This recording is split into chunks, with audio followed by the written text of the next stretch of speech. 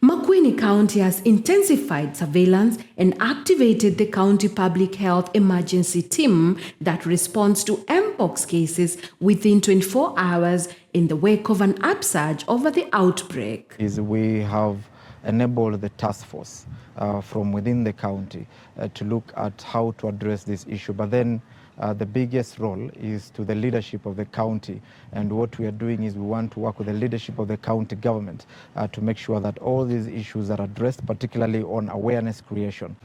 We do respond within a day of notification of this case. That's the ideal, because this is what we call public health emergencies. However, since the first case was reported in Taita Taveta County last year, Makueni has confirmed 29 Mpox cases as of September 2nd, 2025.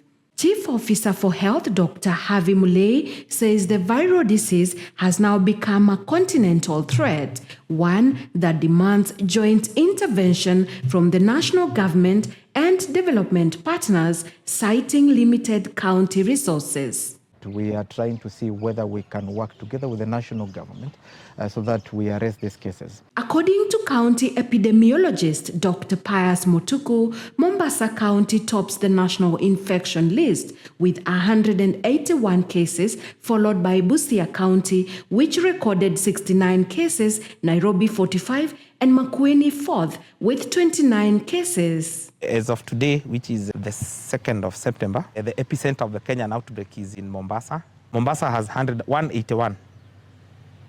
Busia has 69. And Nairobi has 45. And Makueni has 29.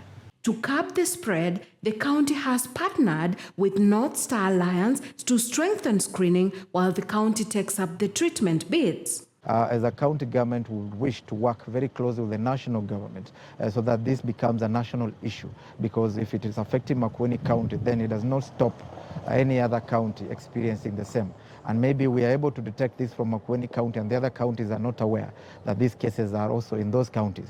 So we think national government should come on board. We're also partnering with our partners. We have Kenya Red Cross, which has been very instrumental. CDC, through its implementing partners like CHEB, have come in very handy. North Star Alliance, yes, North Star Alliance has been very critical. They work with the key population, and it's actually a CDC-funded organization.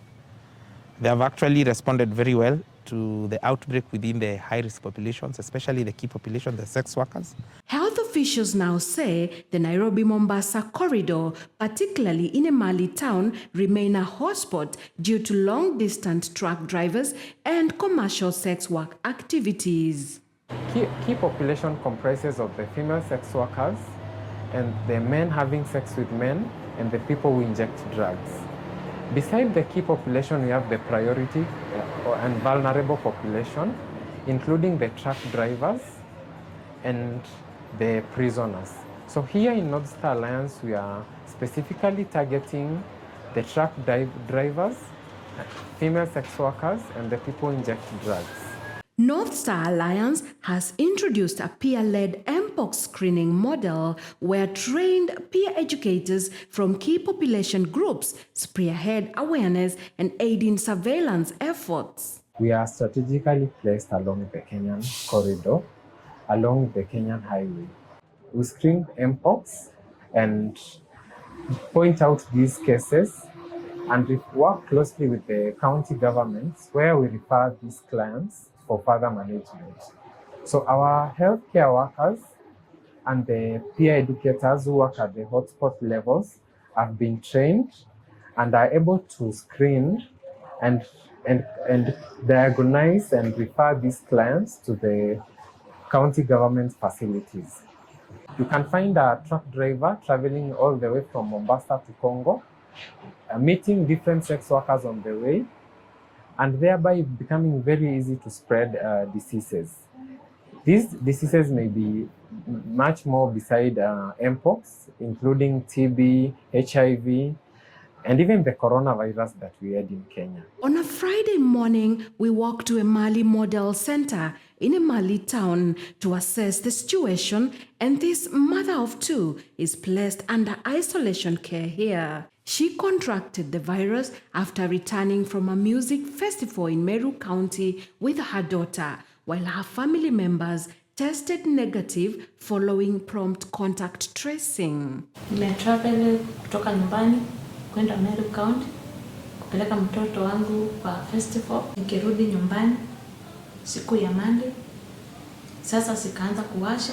Sasa vile nimemwona daktari kaniambia nimfuate, akaja kaniweka isolated nikiwa peke yangu, then akaanza kunitibu kutoka hiyo Thursday, akaniweka dawa nikapata nafuu.